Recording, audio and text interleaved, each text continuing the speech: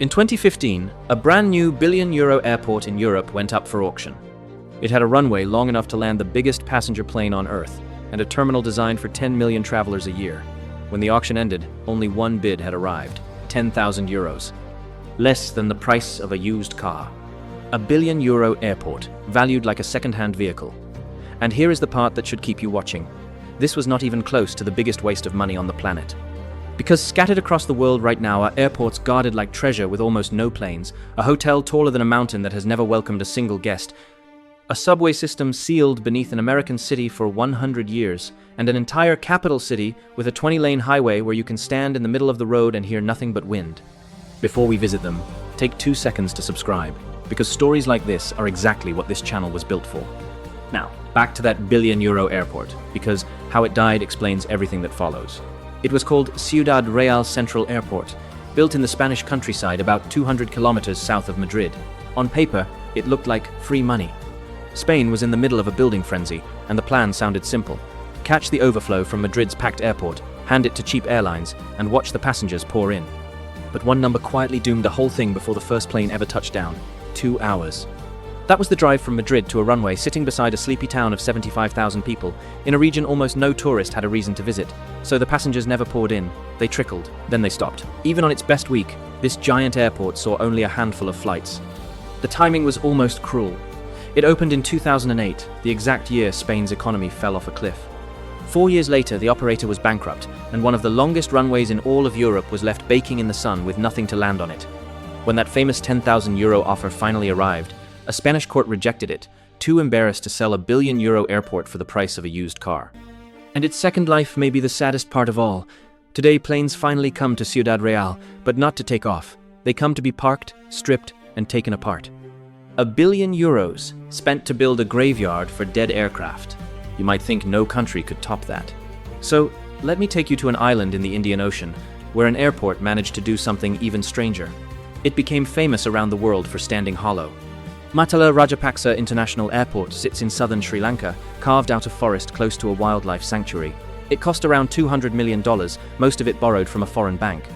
It was built to handle 1 million passengers a year, on a runway ready for the heaviest jets in the sky. Then reality landed instead. The airport sat far from the island's biggest tourist centers, and the demand simply did not exist. Airlines pulled out one by one. Passenger numbers collapsed so completely that at its lowest point, reports described just a few dozen travelers a day walking through a terminal built for millions. Some days, the number dropped into single figures. Forbes gave it a title, "No Airport Wants," the world's emptiest international airport. It could not even earn enough to pay its own electricity bill, while millions in salaries and maintenance drained the country every year, because an international airport must stay open and staffed whether planes come or not. And then something almost funny happened. The silent airport became an attraction. Tourists visiting the nearby wildlife parks began taking side trips, not to catch a flight, but simply to look at the beautiful, deserted building standing alone in the jungle. One visitor explained it with a shrug. "It is a really beautiful building. An airport people visit instead of use. Hard to beat. Unless you build a skyscraper that people photograph from every angle but are never allowed inside." In the center of Pyongyang, North Korea, stands a pyramid of concrete and glass rising 330 meters into the sky, 105 floors, the Ryugyong Hotel. Construction began back in 1987, with plans for thousands of rooms crowned by revolving restaurants at the top. It was meant to be one of the tallest hotels ever built, a symbol of power the whole world would envy. Then, in the early 90s, the money vanished, along with North Korea's crumbling economic support, and construction froze. For 16 years, a bare concrete skeleton towered over the capital, so unavoidable that it appeared in the background of photos the government reportedly preferred the world not to see. Then, around 2008, the giant stirred back to life. Workers wrapped the bare skeleton in gleaming glass and switched on the lights. From across the city, it finally looks like a finished, living tower. Get closer, and the illusion breaks. Because after nearly 4 decades of standing over the capital, this 100-floor giant has never once opened its doors, earning it a lonely world record as the tallest empty building on Earth. No guests, no bookings, just 100 floors of silence behind glowing glass, pretending to be alive. At least everyone can see that one. The next failure has been hiding under the feet of an American city for a century. In the 1920s, the city of Cincinnati, Ohio, began digging a subway. Millions of dollars were raised, tunnels were bored, and stations were shaped underground, waiting for trains. Then costs exploded after the First World War. The money ran out, politics shifted, cars took over America, and the Great Depression buried the project for good. The trains never came. And here is the eerie part most people never learn. The tunnels are still down there right now, sealed in the dark beneath busy streets, too expensive to fill in and too useless to open. Above them, thousands of people drive to work every day with no idea they are rolling over a hidden subway that has waited 100 years for a train that will never arrive. An entire underground station frozen in time, like a tomb nobody is allowed to visit. A hotel, an airport, a subway, all haunting in their own way. But what happens when the megaproject nobody uses is an entire capital city? In 2005, the government of Myanmar walked away from its own biggest city, not because of war, not because of a disaster. One day, the capital was bustling Yangon, and the next, the government began moving everything, its offices, its ministries, its power, to a patch of open land in the middle of the country that most of its own citizens had never even heard of. They built a brand new capital there, largely in secret.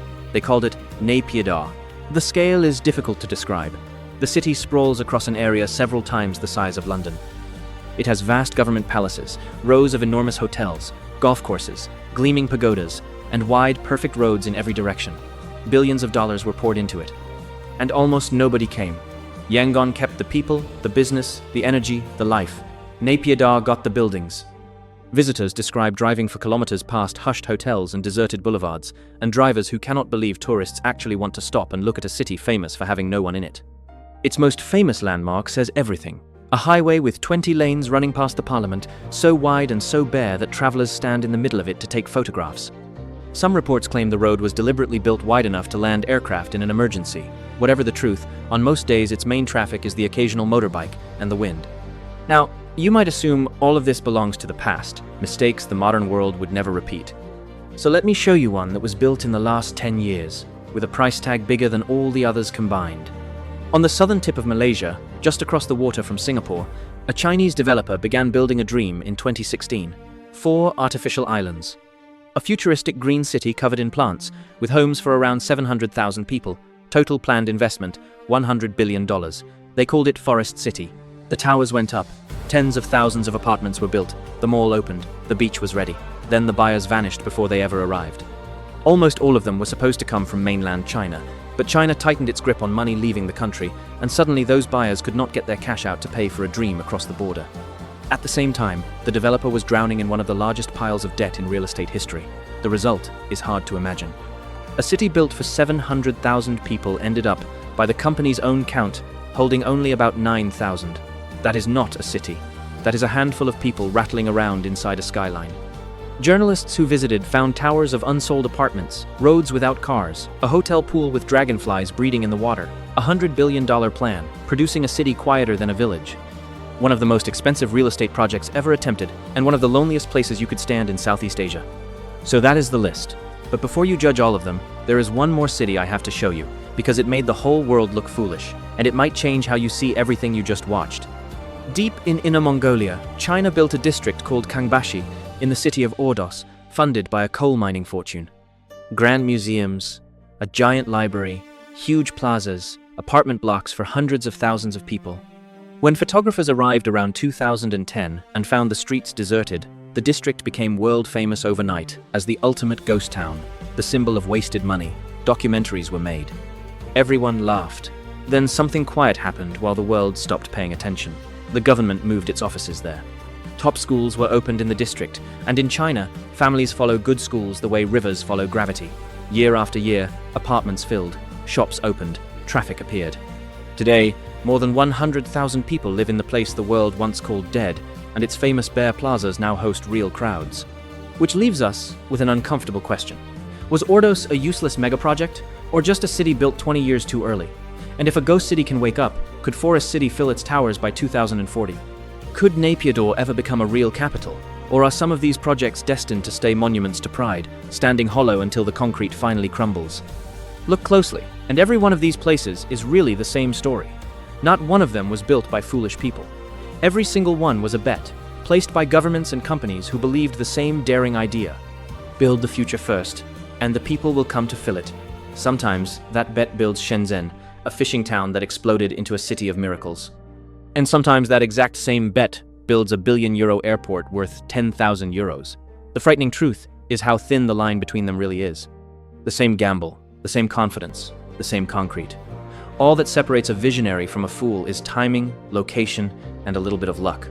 So, now I want to hear from you. Somewhere in your country, there is a bridge, a stadium, an airport, or a highway that everyone quietly knows was a waste of money. I want to know what it is. Drop the name of the most useless project in your country in the comments, because in a future video, I might cover the ones you name. And if you think one of the projects in this video will actually come back to life, tell me which one and why. I will be reading every single comment.